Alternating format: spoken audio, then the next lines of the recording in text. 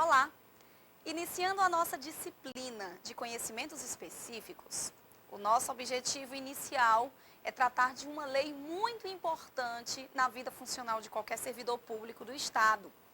Nós vamos abordar a lei de número 9.826 de 1974, que trata do regime funcional aplicado a todos os servidores públicos do Estado. Trata-se do regulamento próprio, do regime geral único dos servidores estaduais.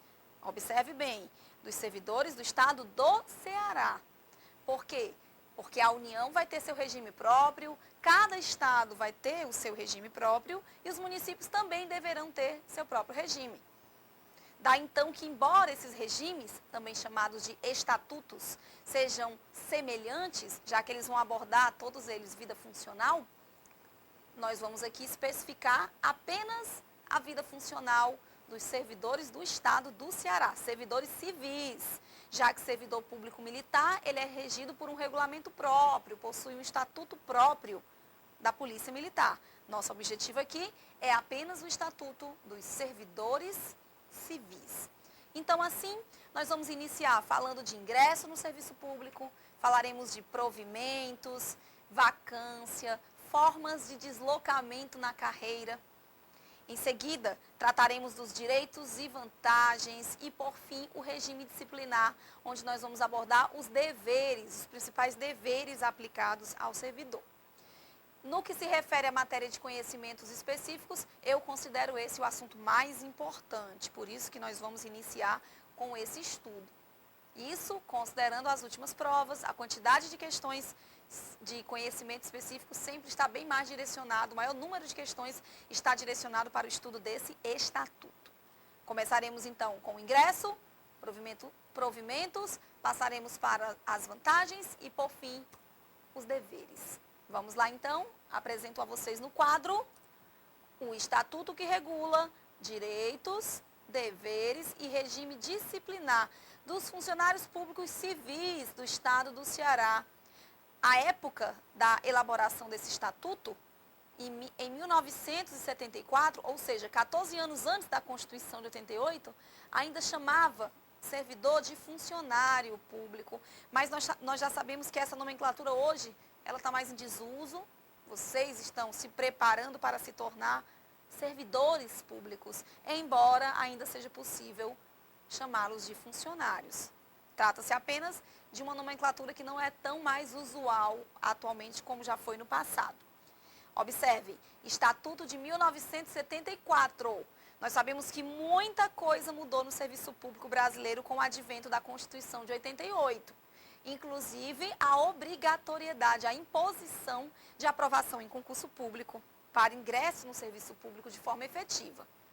Então, alguns aspectos que serão estudados nessa disciplina vão estar fundamentados nessa Constituição de 88 e já digo a vocês que boa parte desse estatuto, lei de número 9.826, está revogado. Foi revogado em razão de alterações provenientes da Constituição, assim como também da emenda constitucional de número 19 de 1988, que alterou significativamente a formulação, de forma significativa, a estruturação da administração pública. Então, assim, tanto que é chamado de reforma administrativa. Então, assim, apresento a vocês o estatuto somente naquilo que está em vigor. O que foi revogado, nós não vamos abordar, haja vista que não vai ser cobrado na sua prova. Portanto, começamos aqui com uma abordagem acerca das disposições gerais do regime jurídico único. Me acompanhe no quadro. Regime jurídico único do funcionário público estadual, com previsão nos artigos 1º a 5º. Trata-se de um estatuto com regras próprias dentro do chamado regime próprio de previdência social e não se subordina à legislação trabalhista, a CLT, que é própria dos empregados privados ou dos empregados públicos ou de sociedades de economia mista. E é próprio do servidor do Estado do Ceará, porque, como eu já expus anteriormente, cada Estado tem que ter seu próprio estatuto. Esse aqui é o do Estado do Ceará e vai ser aplicado aos servidores do Poder Executivo, Legislativo e Judiciário vinculados ao Estado do Ceará. É regime próprio de previdência porque trata-se de um regime específico. Não utiliza as regras da CLT, do regime geral. E assim, podemos prosseguir no quadro. Falamos então da introdução. Temos em seguida o provimento dos cargos. Provimento significa ingresso. Desde 1988, que a única forma de ingresso no serviço público de forma efetiva, ou seja, para ficar, se dá por meio de aprovação em concurso público. Concurso público de provas ou de provas e títulos. Tem como entrar no serviço público sem aprovação em concurso? Tem, mas aí não é de forma efetiva. É o caso do temporário, do comissionado ou do confiança, que são cargos de livre nomeação e livre exoneração. Temporário entra para ficar, entra sem, sabendo que não vai ficar, ele entra para sair com prazo de saída determinado. Então, tirando esses que não estão aqui de forma efetiva, só é possível ingressar desde 1988, advento da atual Constituição, por meio de aprovação em concurso público, de provas ou de provas e títulos, seguindo algumas orientações contidas nos artigos 6º a 11, que trata do provimento. Primeira observação, me acompanhe no quadro. Os cargos públicos do Estado do Ceará são acessíveis a todos os brasileiros, observadas as condições prescritas em lei e regulamento. Acessível a todo brasileiro. Aqui tanto é brasileiro nato, aquele que adquire a nacionalidade brasileira de forma primária, como sua primeira pátria, mas também o naturalizado, que adquire a nacionalidade brasileira de forma secundária, como sua segunda pátria. Estrangeiro até poderia ocupar cargo público, desde que tenha previsão em lei. Diz ainda que, de acordo com a natureza dos cargos, o seu provimento pode ser em caráter efetivo ou em comissão. Dois tipos de provimento. O efetivo entrou para ficar. Vamos aqui mostrar no quadro como fica essa situação do provimento. Provimento, então, é forma de ingresso. Provimento significa ingresso e é justamente o oposto da vacância, que significa saída. Temos o provimento originário, que consiste no primeiro ingresso, no primeiro vínculo que o servidor vai ter com o serviço público. E temos as espécies de provimento derivado, que partem de uma alteração na vida funcional de um servidor que já é servidor. Originariamente, a nossa única forma de provimento chama-se nomeação. Nomeação tanto para cargo efetivo, aquele que entra para ficar, como também para cargo em comissão. Atribuição de livre nomeação e livre exoneração por parte do gestor, que tanto pode ser ocupado por servidor do quadro, servidor de carreira ou alguém de fora. Já o provimento derivado parte de alterações na vida funcional do servidor. Daqui a pouco coloco para vocês quais são as espécies. E assim, diante do provimento originário, temos aqui no quadro que ele pode ser em caráter efetivo ou em comissão. Efetivo entrou para ficar, por meio de aprovação em concurso. Comissão de livre nomeação e livre exoneração. O gestor nomeia quem quiser, quando quiser. E se não quiser mais aquele serviço, ele vai lá e exonera, desfaz o ato. Livre nomeação e livre exoneração. O efetivo, desde 1988, só ingressa após a aprovação em concurso público, de provas ou de provas e títulos, concurso cujo prazo de validade será de até 2 anos, admitindo-se prorrogação por idêntico período. A exceção aqui do concurso público é o temporário e também o comissionado. Voltando para o quadro. A escolha dos ocupantes de cargo em comissão poderá recair ou não em funcionário do Estado.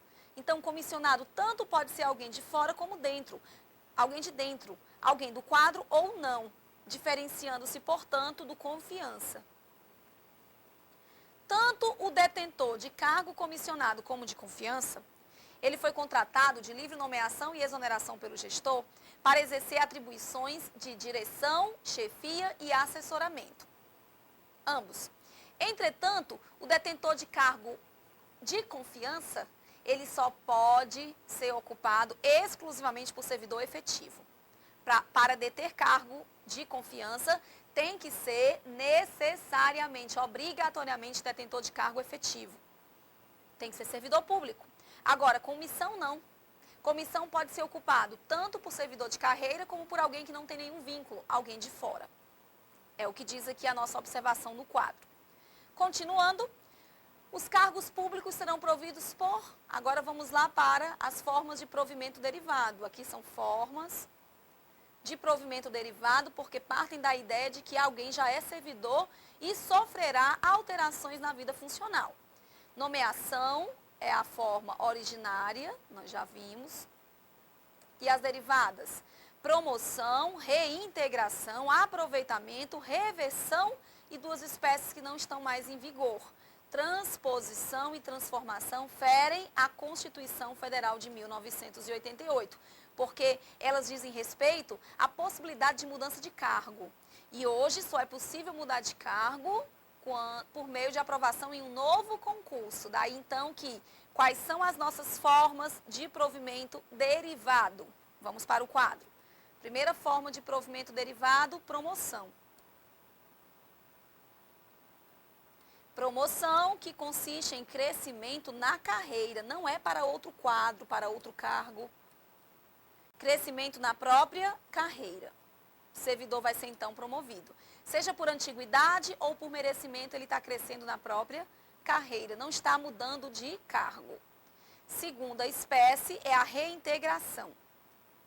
Reintegração consiste em uma forma de retorno. É o retorno do servidor que foi demitido, desligado ilegalmente. Ele entra com ação e por meio de sentença judicial ou decisão administrativa ele volta, porque o ato de demissão dele foi considerado ilícito. Então é o retorno daquele que foi desligado ilegalmente.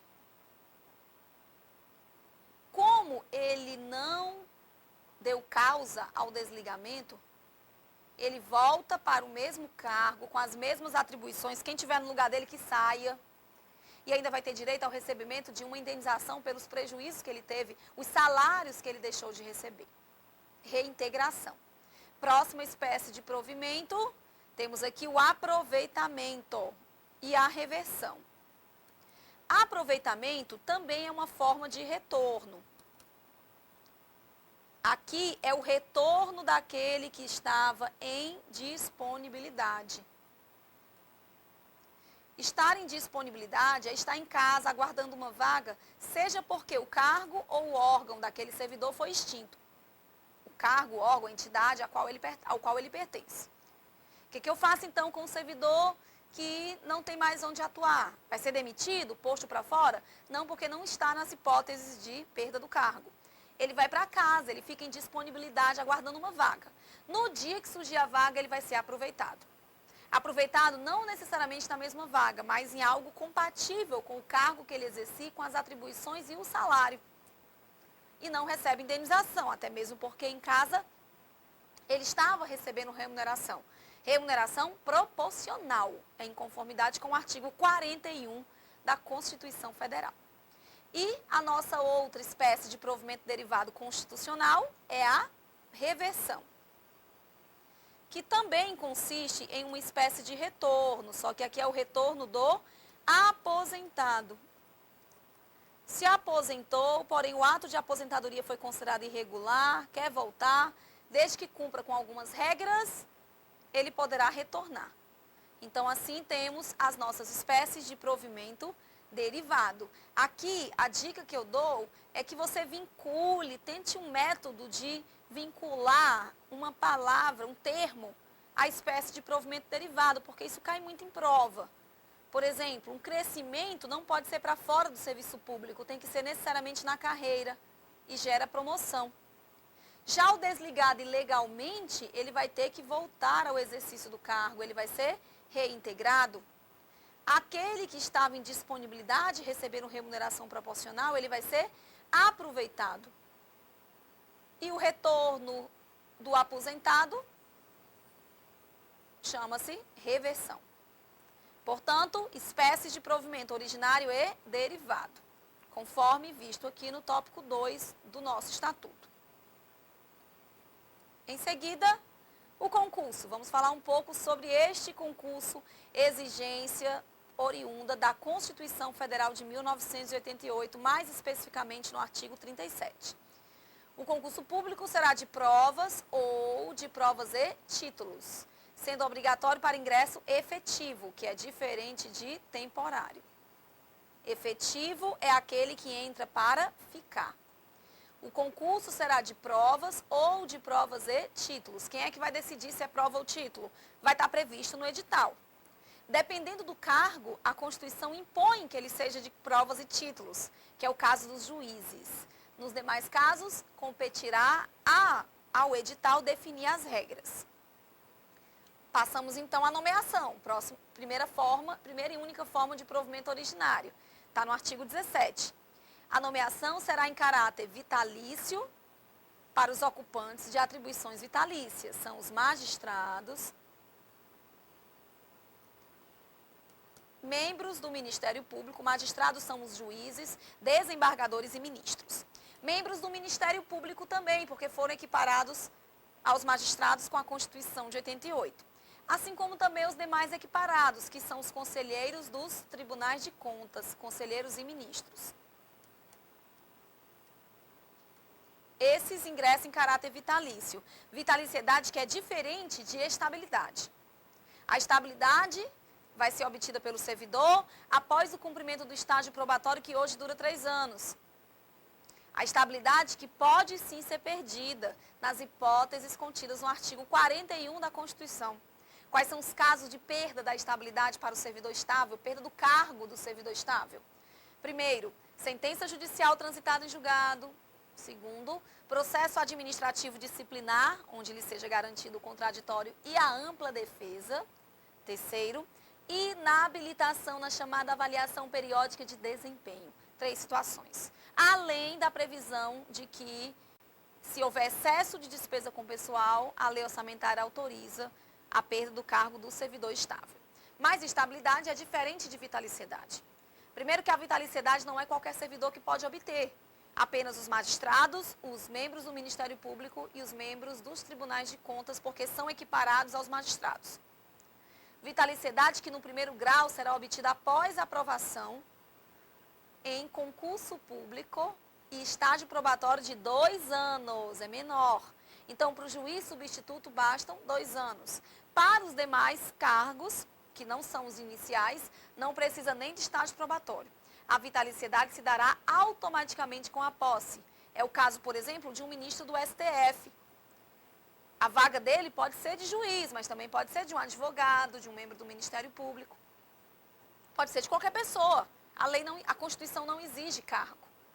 Então, uma pessoa que não tem cargo público é nomeado ministro do STF, o Senado Federal aprova, essa pessoa será automaticamente vitalícia a partir da posse.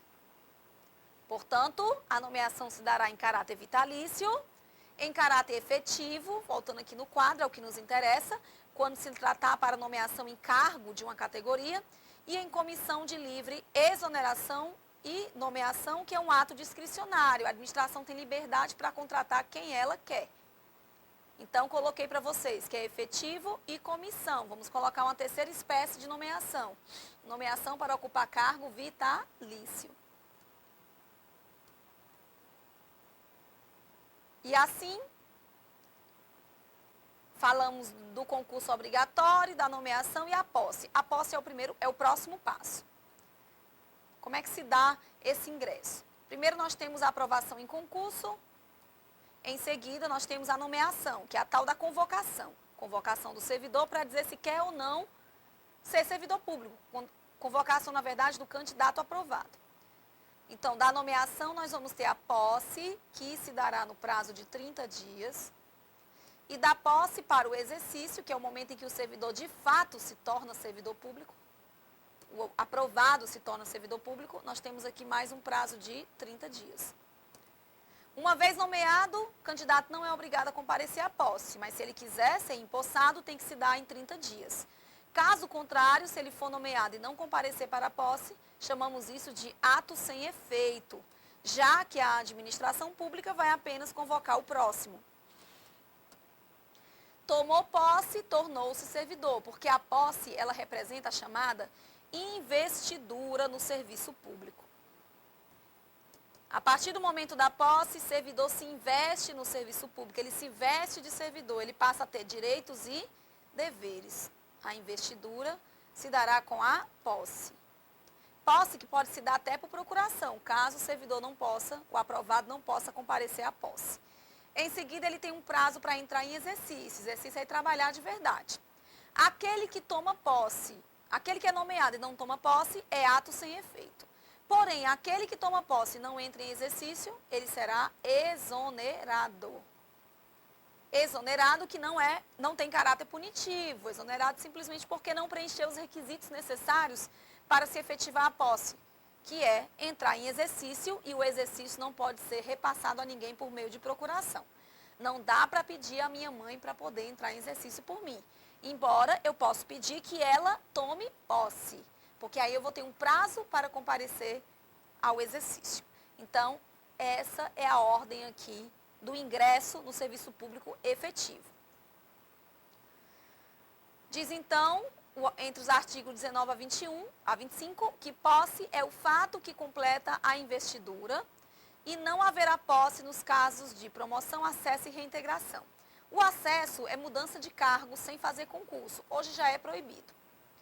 A promoção é o crescimento na carreira. A reintegração é o retorno daquele que foi desligado ilegalmente. Não precisa de posse porque eles já são servidores, então não há necessidade de se impor uma posse. Eles serão designados e tão somente isso. Requisitos para a posse, me acompanhe no quadro. Tem que ser brasileiro, não diz que tipo de brasileiro, então tanto vale para brasileiro nato, como para brasileiro naturalizado. Nato e naturalizado. Tem que ter maioridade, 18 anos, tem que estar no gozo dos direitos políticos, ter capacidade de votar e ser votado, quite com as obrigações militares e eleitorais, ter boa conduta, gozar de saúde, ter aptidão para o cargo, ter sido habilitado previamente em concurso. Concurso é obrigatório, exceto nos casos de nomeação para cargo em comissão, que não precisa de concurso, ou outra forma de provimento para a qual não se exige o concurso. Tem que ter atendido às condições especiais, sejam elas prescritas em lei ou em regulamento próprio. E assim, servidor toma posse, entra em exercício. Quem é competente para dar posse ao candidato aprovado? Depende. Depende a quem ele estará vinculado. O governador do estado dará posse às autoridades que lhe estão diretamente subordinadas. Já os secretários de estado darão posse aos dirigentes das suas secretarias. Os dirigentes de secretarias ou de outras unidades darão posse aos seus funcionários. O diretor-geral aos demais funcionários e os dirigentes das autarquias aos seus funcionários. Portanto, essa questão de legitimado para dar posse é fácil. Dará posse àquele que terá vínculo direto com o candidato aprovado. Importante essas observações aqui da posse. Poderá haver posse por procuração? Sim, falamos que é possível. Quando se tratar de funcionário ausente do país ou do estado, ou ainda em casos especiais a juízo da autoridade. E essa posse ocorrerá em 30 dias da data da publicação. A requerimento é possível, sim, que a autoridade competente possa dar posse, prorrogando esse prazo até o máximo de 60 dias contados do seu término. Portanto, 30 dias é o prazo, se a autoridade quiser, é ato discricionário, ela pode prorrogar esse prazo. E o estágio probatório?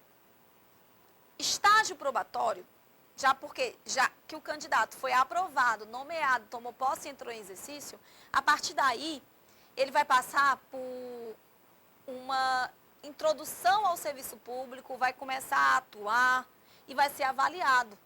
O estágio probatório é o período pelo qual o servidor é avaliado para saber se ele de fato corresponde às expectativas do cargo. Razão pela qual ele só vai adquirir a estabilidade após a aprovação do estágio probatório. Requisito essencial para se adquirir a estabilidade. Então, voltando aqui para o quadro. O que é o estágio probatório? É o triênio, se dará em 3 anos, de efetivo exercício no cargo. Então, tem que estar em exercício. Se estiver cedido, por exemplo, não dá para avaliar. O servidor em estágio probatório não fará jus à ascensão funcional. No estado do Ceará, a ascensão funcional, que é o crescimento na carreira, só se dará após se adquirir a estabilidade.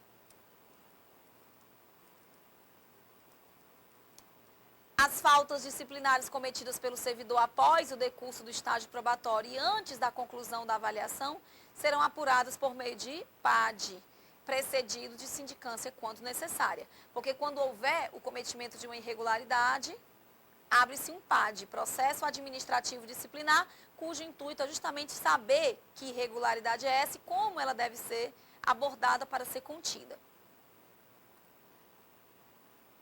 Deixando de lado o estágio probatório, vamos tratar do exercício, que é a última parte. Nomeação, posse e exercício. A partir do exercício é que o servidor começa a ser avaliado em estágio probatório, saber se de fato ele corresponde às atribuições do cargo. Ao dirigente da repartição para onde for designado o funcionário, compete dar-lhe o exercício. O exercício que se dará no prazo de 30 dias. E só será permitido o afastamento do servidor por até 4 anos, seja qual for a situação, salvo para exercer atribuições de cargo ou direção de confiança, assim como também a disposição da presidência, para exercer mandado eletivo, convocado para o serviço militar obrigatório, funcionar em gozo de licença para acompanhar o cônjuge. Até mesmo porque é sem remuneração, ele vai por tempo indeterminado. Então, regra geral, servidor do Estado não pode se afastar por mais de 4 anos, a não ser nessas hipóteses aqui previstas no artigo 35. E, dando continuidade, falamos de nomeação, posse, exercício e estágio probatório. Vamos agora abordar espécies de deslocamento na carreira. Vejam que não são espécies de provimento, aqui é deslocamento. Provimento que nós temos são apenas esses indicados aqui no quadro. Temos uma espécie de provimento originário chamado nomeação e as espécies de provimento derivado. Porém, existem formas de deslocamento na carreira. É onde entra a remoção. O servidor pode se deslocar na carreira por algum motivo. Deslocamento na carreira. Por 2 institutos. Remoção e redistribuição.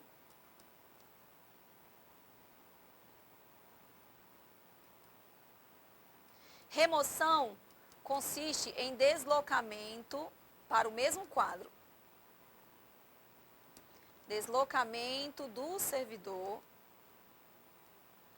no mesmo quadro com ou sem mudança de sede. Com ou sem mudança de sede.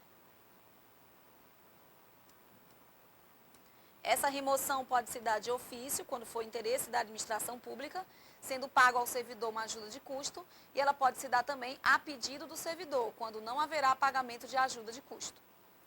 Um pouco diferente da redistribuição, que também consiste em deslocamento, sendo que aqui é um deslocamento do servidor para outro quadro, haja vista que o dele foi extinto. Em razão de extinção do cargo ou órgão ao qual ele pertence. Por exemplo, aqui é uma situação de exemplo. Então, duas formas diferentes de deslocamento que não são espécies de provimento. Remoção é deslocamento do funcionário para outra unidade do sistema, de ofício ou a pedido. O funcionário estadual cujo cônjuge, também servidor, for designado ex officio, terá direito sim a uma vaga naquele local.